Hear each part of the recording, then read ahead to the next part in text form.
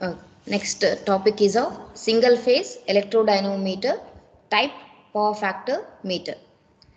By using of this meter, we are going to read a power factor of any of the device where you are going to connect by using of this meter. This is the meter connection. This is an inbuilt connection within the meter. What all things are there? Okay. In the watt meter, we are having a pressure coil, current coil, right? We also come across what all the adjustments are needed for the watt meter. In the same way, we are going to learn about the to find the power factor. This meter is going to be used.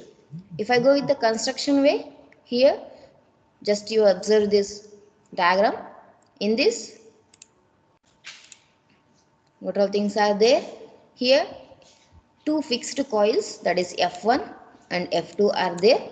This we call as a fixed coils, that we call as a current coil. Then A, B, that is we call A and B as a moving coil, is nothing but a pressure coil.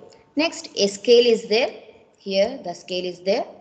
It's if the value is showing towards the right side, the value is in a leading position. If it is in the left side, it is of a lagging by some values. It may lag or it may be leading. Okay. Then at 1 means when it is of unity power factor, then you will be showing at the middle, that is 1. Okay.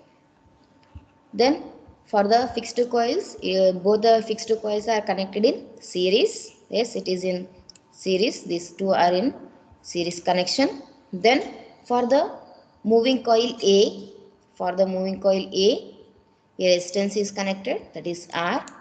Then coil B, a inductance is connected. Then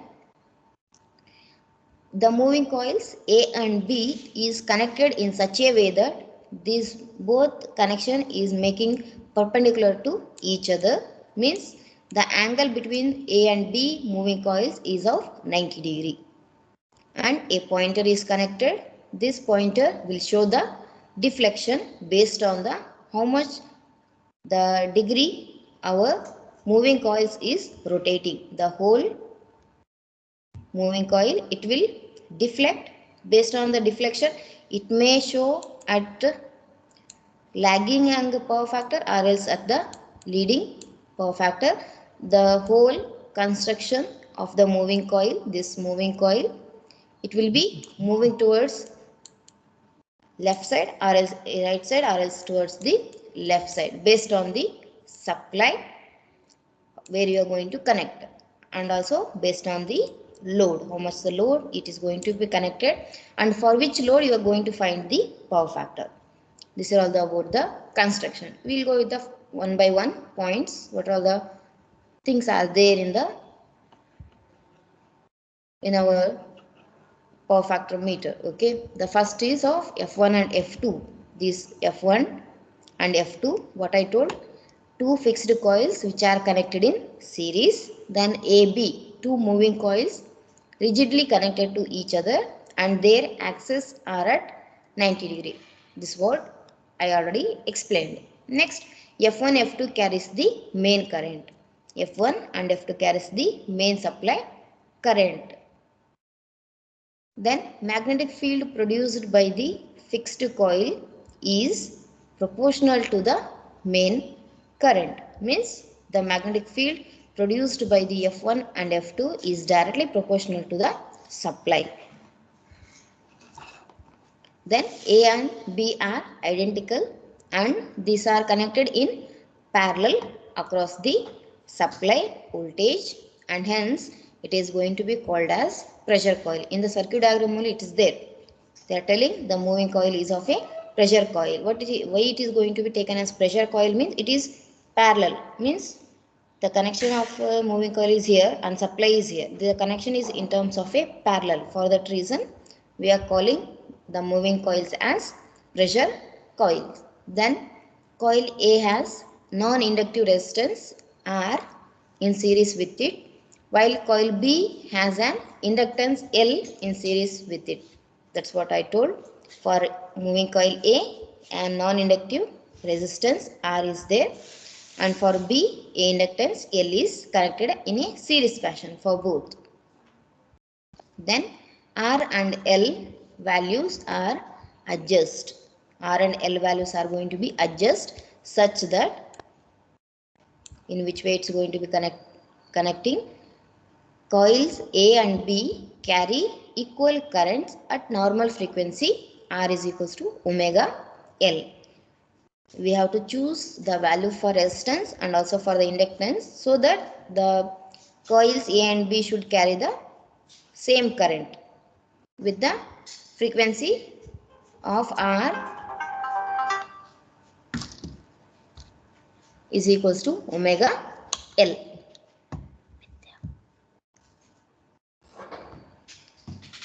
Next, due to L, due to the inductance L, current through coil B is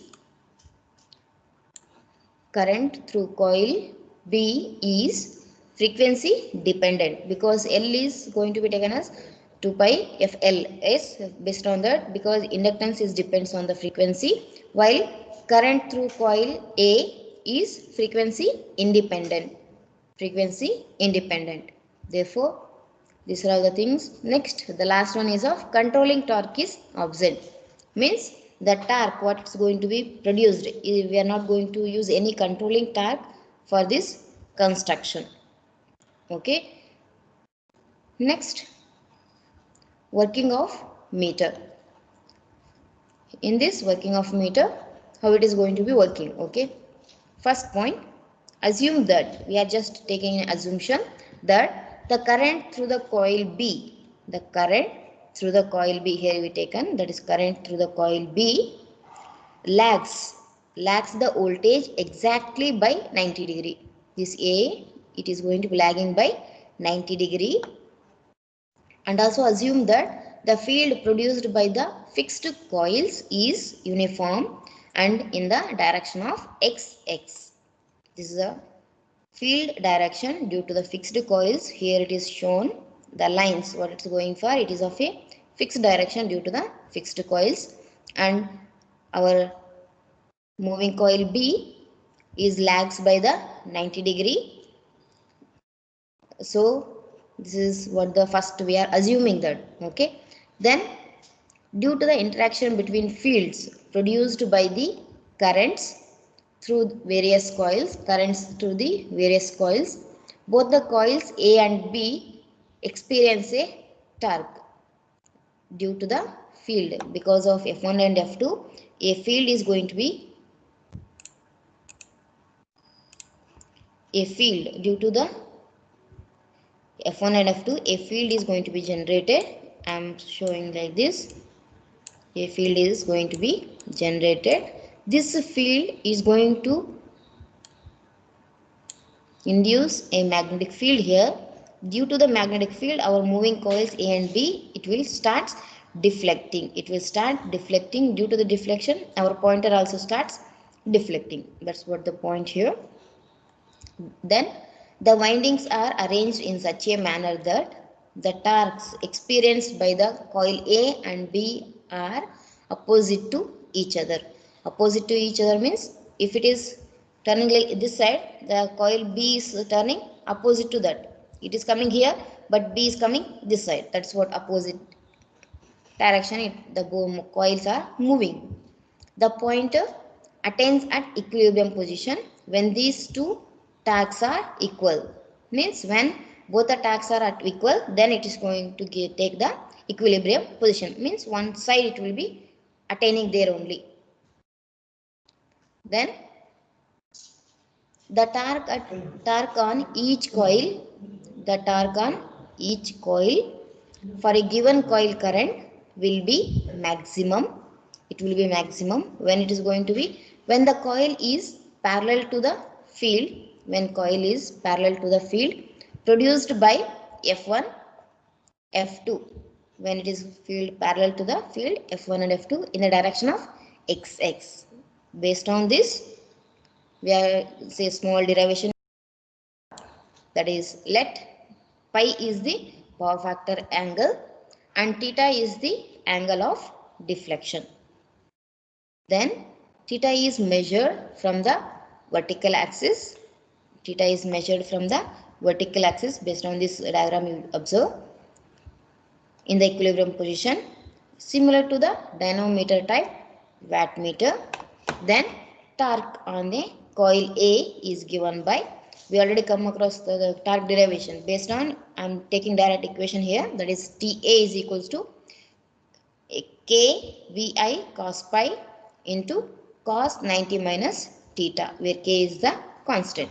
In the same way, in current coil B lacks the supply voltage by 90 degree and it moves in the same field. Hence, the torque on B is proportional to cos 90 minus pi. That is nothing but cos 90 degree minus pi means sin pi and cos theta. So, observe here cos pi, cos 90 minus theta. Here TB is equals to KVI sin pi cos theta. In equilibrium, both the torques are equal. For that reason, TA is going to be equals to TB. Therefore, if I equate both, I can write as cos pi cos 90 minus theta is going to be equals to sin pi cos theta. That is nothing but sin theta is equals to tan pi. Sin pi cos pi, if I take here, sin pi by cos pi is nothing but tan pi cos theta. This is cos 90 minus theta is nothing but sin theta only. If I again equate, if I take cos theta this side, sin theta by cos theta is of tan theta, that is going to be equals to tan pi. Yes, tan theta is equals to tan pi. That is nothing but theta is going to be equals to the pi value.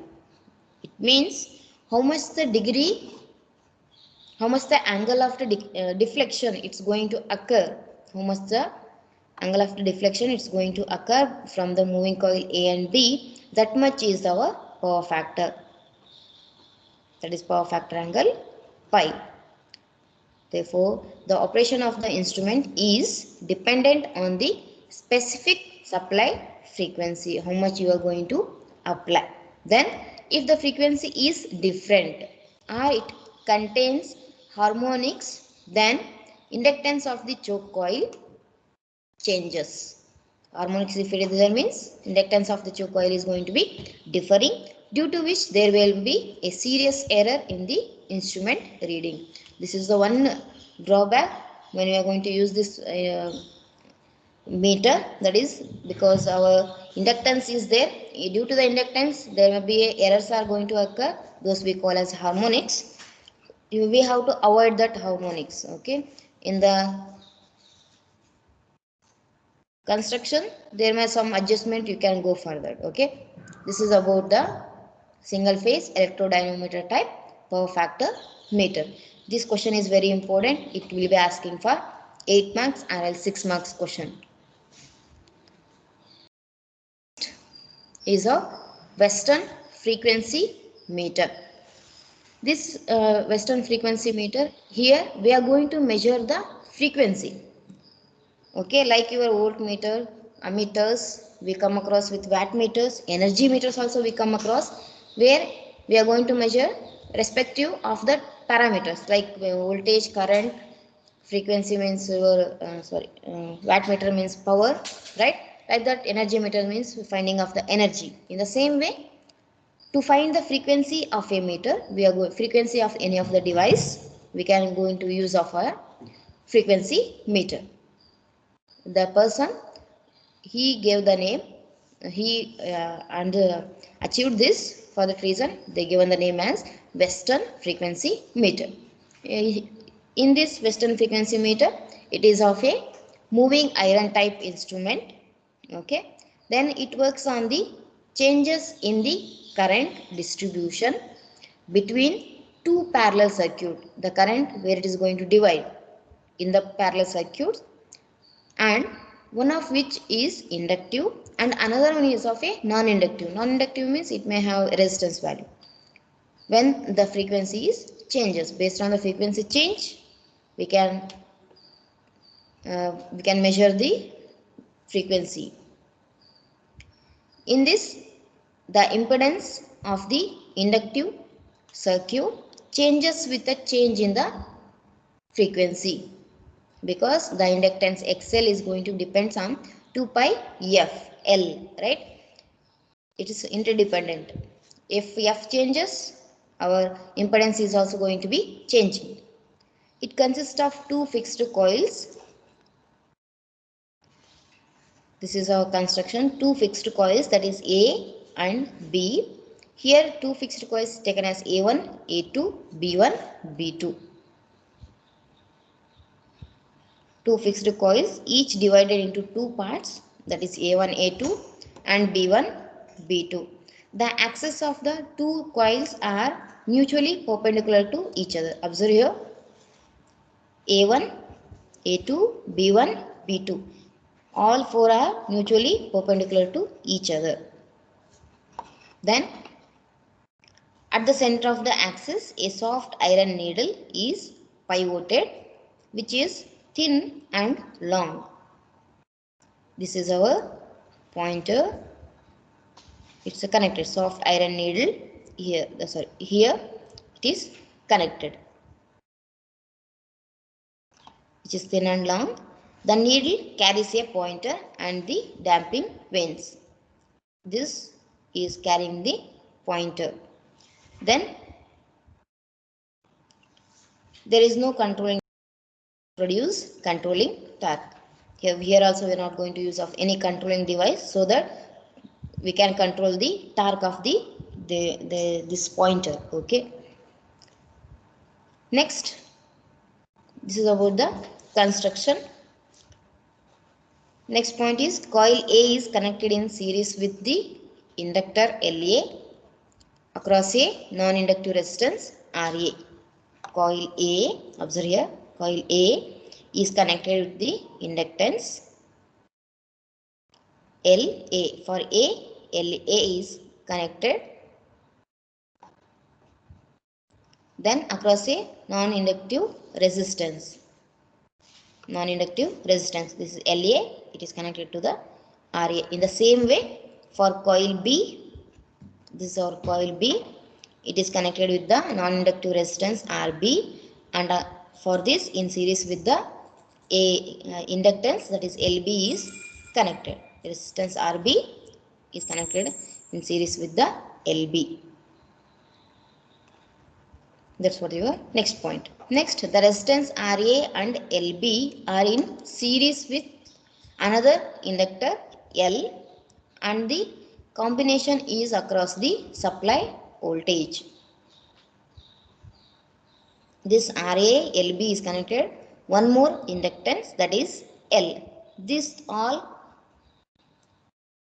connected across the supply. This is our supply. Then the main purpose of the inductor L, here what we used is for damping out the harmonics in the waveform of the current. The main purpose of L is to avoid the harmonics produced by the current. Okay, this eliminates the error caused due to the harmonics. That is what the main purpose of using of the L. One more inductor it is used.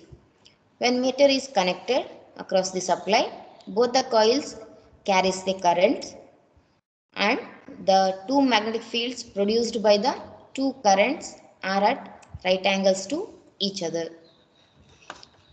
When a supply is given, when supply is provided, then our magnetic two coils, that is A1, A2, B1, B2, they start producing the magnetic field. From each coil it will start producing the magnetic field. It's going to be generating like this. A field is going to be generated due to the magnetic field produced by the coils. From A1, A2, B1 is there. Here B2, A2 is here. Its own magnetic field it starts creating. All are perpendicular to each other. based on the how much the supply it's going to be provided. Okay, based on that a magnetic field is going to be created. Based on this magnetic field, our this needle, soft iron needle, starts deflecting. It will start deflecting in both the direction, and it will attain to the one particular value, maybe at normal, lower or higher. It will attain at one direction. Then based on the magnetic field we can tell that what is our frequency based on the scale reading. Okay, based on this our needle starts moving, and when it attains at a particular value, it will be giving the information about what is the frequency of the device. Okay, next the magnetic field acts upon the soft iron needle, causing its deflection. Then the position of the needle and hence the pointer depends on the current through the coils A and B. What is the position of the needle depends? It depends on the coils currents, what's going to flow in the coils A and B. Then in the general way, in the practice, the values of RA, RB, LA, LB are chosen so that the equal currents flow through the coils, and needle takes the mean position which indicates the normal frequency.